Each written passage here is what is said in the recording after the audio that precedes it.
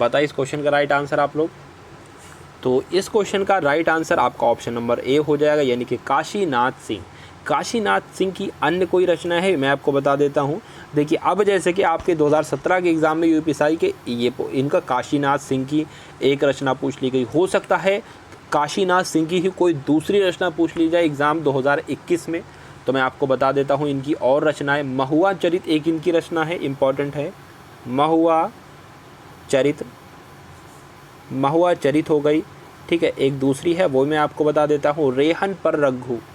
रेहन पर रघु ये किसकी रचना है? ये काशीनाथ सिंह की रचना है, ये आपको याद रखना है, मोहन पर रघु। चलिए नेक्स्ट क्वेश्चन देखते हैं अब हम लोग। स्थावर का विपरीत शब्द क्या होगा, ये आपको बताना है। स्थावर का विपरीत क्या होगा बताइए।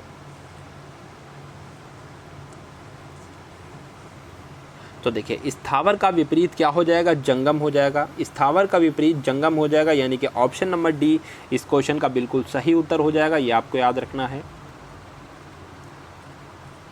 ठीक है। उसके बाद यहाँ पर शब्द आया है जग। जंग, जंग का विपरीत क्या हो जाएगा? तो जंग का विपरीत हो जाएगा शांति। जंग का विपरीत क्या हो जाएगा? शांति हो जाएगा। उसके बाद सेवक का विपरीत क्या हो जाएगा? सेवक का विपरीत आपका हो जाएगा स्वामी, ये आपको याद रखना है। सेवक का विपरीत क्या हो गया? स्वामी हो गया। फिर यहाँ पर लिखा हुआ है क्षुद्र का विलोम क्या होगा? तो इसका विलोम क्या हो जाएगा? विशाल हो जाएगा। विशाल हो जाएगा या विराट हो जाएगा, कुछ भी कह लो आप, विशाल या विराट, ठीक है। चलिए नेक्स्ट क्वेश्चन देखते हैं अब हम लोग। शरीर के अंग के आधार पर दिए गए पुल्लिंग या स्त्रीलिंग शब्दों का आपको सही जोड़ा कौन सा नहीं है, यह बताना है। शरीर के अंग के आधार पर दिए गए पुल्लिंग या स्त्रीलिंग शब्दों का सही जोड़ा कौन सा नहीं है, ये आपको बताना है। बताइए।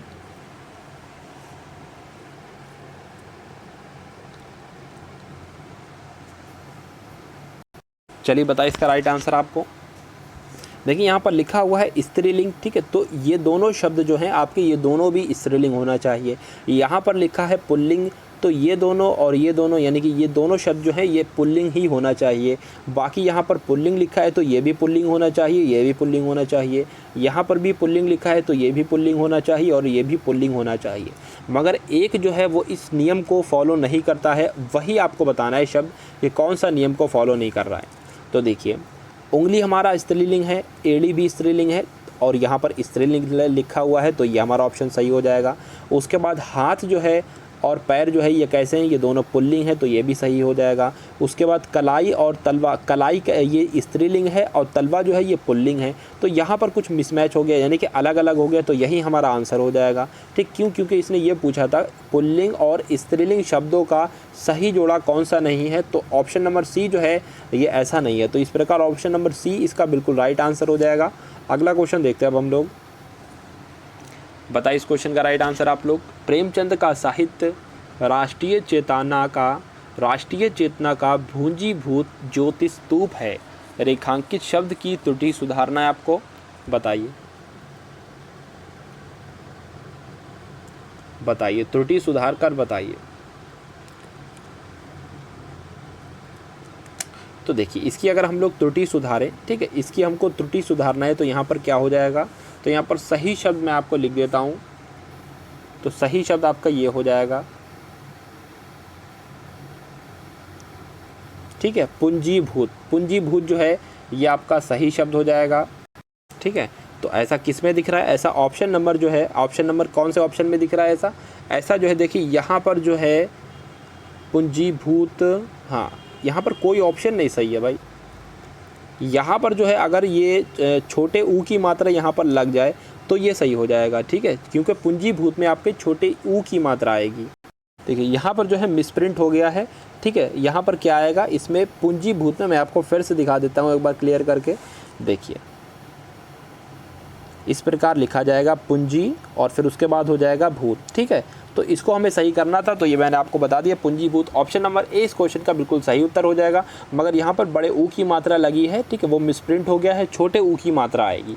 अगला क्वेश्चन देखिए अब आप लोग। कला और बूढ़ा चांद के लिए सुमित्रा नंदन पंत को किस साहित्य पुरस्कार से पुरस्कृत किया गया था? बताइए। ज्ञानपीठ पुरस्कार से, व्यास सम्मान पुरस्कार से, या मंगला प्रसाद पारितोषिक पुरस्कार से, या हिंदी साहित्य अकादमी पुरस्कार से? बताइए इस क्वेश्चन का राइट आंसर आप लोग।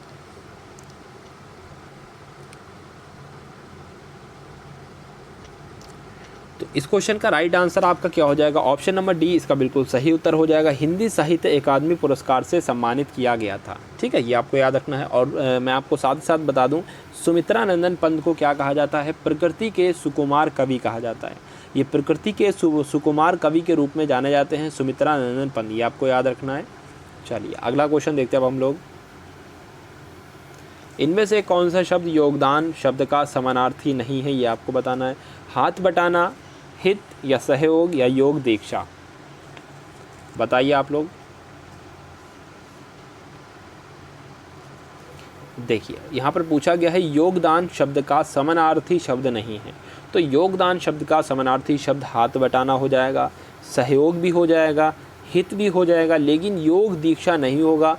तो यही इसका बिल्कुल सही उत्तर हो जाएगा, option number D. Next question देखिए अब आप लोग।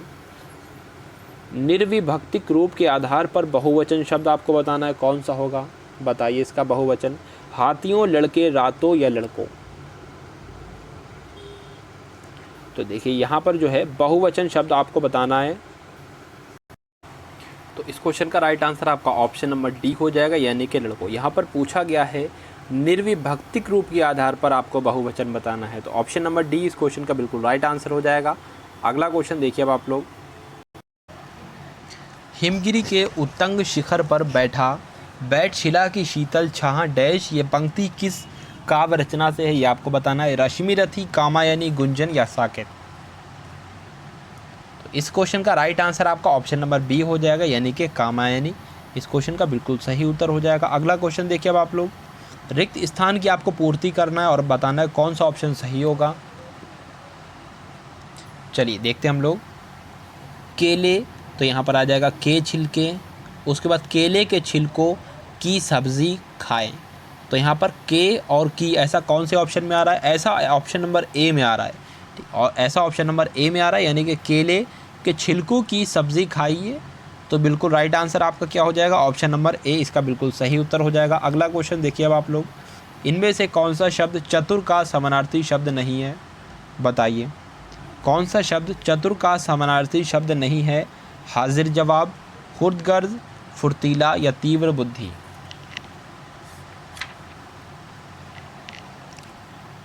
तो इसका उत्तर सही उत्तर आपका क्या हो जाएगा? ऑप्शन नंबर बी, खुदगर्ज। ठीक है, आप सभी को याद रखना है, चतुर का समानार्थी शब्द नहीं है, तो खुदगर्ज जो है ये चतुर का समानार्थी शब्द नहीं है। इस क्वेश्चन को देखिए और इसका आंसर बताएं आप लोग। अपनी करनी पार उतरनी का क्या अर्थ होता है? बुरे कार्य करना, साधुता दिखाना, किसी के साथ अच्छा व्यवहार ना करना, या खुद अपना किया काम ही फलदायक होता है? बताइए अपनी करनी पर उतरनी का अर्थ क्या होता है? तो अपनी करनी पर उतरनी का अर्थ होता है खुद अपना किया गया काम ही फलदायक होता है। फलदायक नहीं बल्कि फलदायक होता है।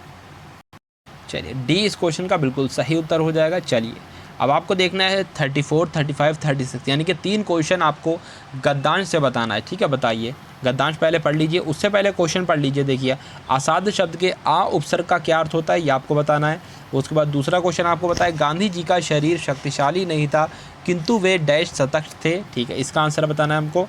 नेपोलियन के शब्दकोश में कौन से शब्द नहीं थे? ये 3 क्वेश्चन के आंसर आपको बताना है। उससे पहले हम लोग गद्यांश पढ़ते हैं और फिर गद्यांश के अनुसार उसके आंसर बताते हैं। संसार में कुछ भी असाध्य या असंभव नहीं है। असंभव और असाध्य जैसे शब्द कायरो के लिए हैं, नेपोलियन के लिए ये शब्द उनके शब्दकोश में नहीं थे। ठीक है, मिल गया आंसर आपको। नेपोलियन के लिए ये शब्द उसके शब्दकोश में नहीं थे। क्या बापू शरीर से शक्तिशाली थे? वे तो पतली सी लंगोटी पहने लकड़ी के सहारे चलते थे, परंतु उनके विचार सशक्त थे, भावनाएं शक्तिशाली थीं। उनके साहस को देखकर करोड़ों भारतीय उनके पीछे थे। ब्रिटिश साम्राज्य उनसे कांपता था। अहिंसा के दायरे उन्होंने भारत को स्वतंत्र कराया। ये विश्व का एक अद्वितीय उदाहरण है। कहते हैं अकेला चना भाड़ फोड़ सकता है। हाँ, फोड़ सकता है यदि उसमें साहस हो तो। ठीक है, चलिए अब क्वेश्चन को देखते हैं और उसके आंसर बताएंगे आप लोग। असाध्य शब्द के आ उपसर्ग का क्या अर्थ है, ये आप लोग बताएं। बताइए क्या अर्थ है इसका? देखिए जब भी किसी में, ठीक है, आ लग जाता है, ठीक है, असाध, तो असाध का अर्थ क्या हो जाएगा यहाँ पर, उपसर्ग का अर्थ क्या हो जाएगा, निषेध, निषेध हो जाएगा, ठीक है।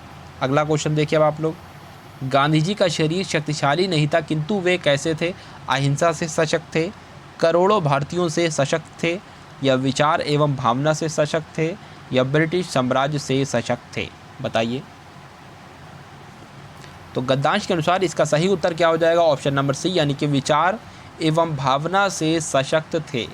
अगला क्वेश्चन देखिए अब आप लोग, नेपोलियन के शब्दकोश में कौन से शब्द नहीं थे, बताइए। नेपोलियन के शब्दकोश में कौन से शब्द नहीं थे।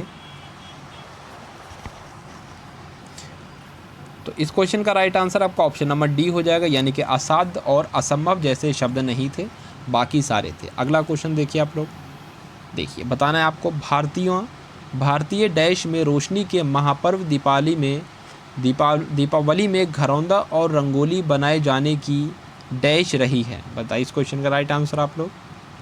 आपको रिक्त स्थान की पूर्ति करना है और बताना है वो दो शब्द कौन से हैं जो इसमें आएंगे, इस वाक्य को पूरा करेंगे। देखिए चलते हैं, ट्राई करते हैं हम लोग। भारतीय मानसिकता में, ये तो मानसिकता गलत हो जाएगा भाई। उसके बाद इसको देखते हैं, भारतीय संस्कृति में, ठीक हो सकता है ये ऑप्शन हो सकता है। भारतीय संस्कृति में रोशनी के महापर्व दीपावली में घरौंदा और रंगोली बनाए जाने की परंपरा रही है। तो ये दो शब्द जो है कथन में, यानी कि आपके वाक्य में बिल्कुल सही बैठ रहे हैं। तो यही हमारा इस क्वेश्चन का बिल्कुल सही उत्तर हो जाएगा, संस्कृति और परंपरा। अगला क्वेश्चन देखिए अब आप लोग, श्वान निद्रा इस मुहावरे का अर्थ है, आपको बताना है श्वान निद्रा जो है ये किस मुहावरे का अर्थ है, चतुर होना, धोखे से शिकार करना, सजग निद्रा, या धोखे को धोखा देना, दूसरे को धोखा देना, बताइए। तो सजग निद्रा, ठीक है, सजग निद्रा इस क्वेश्चन का बिल्कुल सही उत्तर हो जाएगा। तो किसका अर्थ हो जाएगा, सजग निद्रा का अर्थ यानी कि श्वान निद्रा हो जाएगा। अगला क्वेश्चन देखिए आप लोग अब, आविर्भाव शब्द का समानार्थी शब्द आपको बताना है, विश्लेषण, अवतरण, रूपगत, या संप्रदाय, बताया इसका आंसर राइट आंसर आप लोग इसका बताएं क्या हो सकता है। तो इस क्वेश्चन का राइट आंसर आपका ऑप्शन नंबर बी हो जाएगा, यानी कि अवतरण। आप सभी को याद रखना है, आविर्भाव का समानार्थी शब्द क्या होता है, अवतरण होता है। अगला क्वेश्चन देखिए अब आप लोग, इनमें से कौन सा तत्सम तद्भव का सही जोड़ा नहीं है, बताइए। देखिए दही को हम तत्सम में क्या बोलते हैं, दधी बोलते हैं, ये तो सही हो जाएगा, ठीक है। ऊँट का तत्सम क्या होता है, उष्ट्र होता है, ये भी आपको याद रखना है और ये ऑप्शन भी सही हो जाएगा। उसके बाद तो श्रृंगार को हम लोग जब संस्कृत में बोलते हैं या तत्सम में बोलते हैं तो इसका तत्सम शब्द श्रृंगार हो जाएगा, बिल्कुल सही। बचा क्या, ठीक है, आँख को हम क्या तत्सम में नज़र बोलते हैं, नहीं ये तो नहीं बोलते। तो यही हमारा बिल्कुल सही उत्तर हो जाएगा, ऑप्शन नंबर सी इस क्वेश्चन का बिल्कुल सही उत्तर हो जाएगा। अगला क्वेश्चन देखिए अब आप लोग, राज्य की विधि निर्माण शक्ति के संदर्भ